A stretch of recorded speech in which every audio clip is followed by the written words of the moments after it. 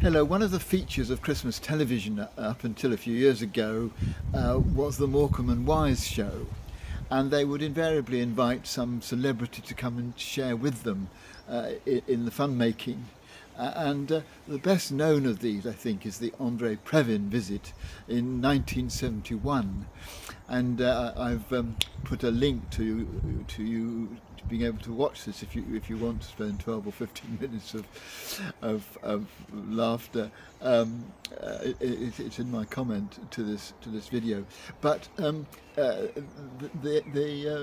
best joke that came out of that was the one where well, the point is that Grieg's piano concerto is going to be played with Andre Previn conducting the London Symphony Orchestra, which is there on stage, and Eric Morecambe being the soloist. And so when the orchestra strikes up, Eric Morecambe comes in with something completely different, a little tune of his own. And so Andre Previn stops and says, "You're playing the wrong notes." And Eric Morecambe gets up and lifts Andre Previn by his lapels, looks him in the face and says, "I am playing the right notes, but not necessarily in the right order." But the sketch continues to really make fun of Andre Previn. They constantly calling him Mr. Preview instead of Mr. Previn.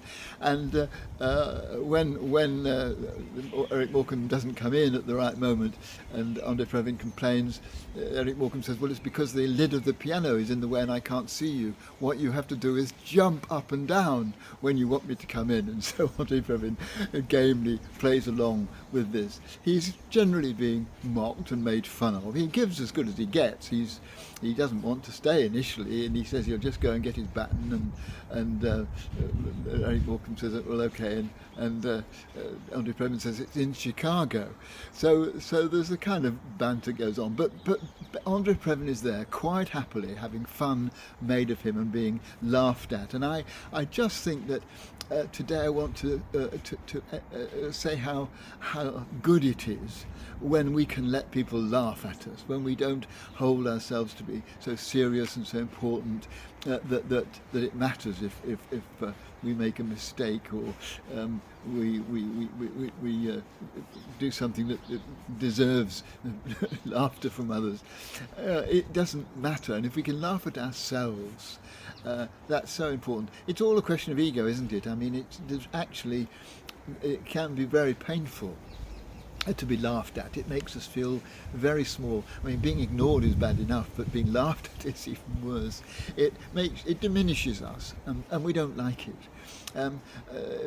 But if we can have an ego that's strong enough not to worry about that, not to worry about other people laughing at us, and really, therefore, being able to have a good laugh at ourselves sometimes when we do things that are silly or laughter worthy, we can enjoy smiling at our own mistakes, at our own foibles, if our ego is strong enough for it not to be dented by that kind of laughter.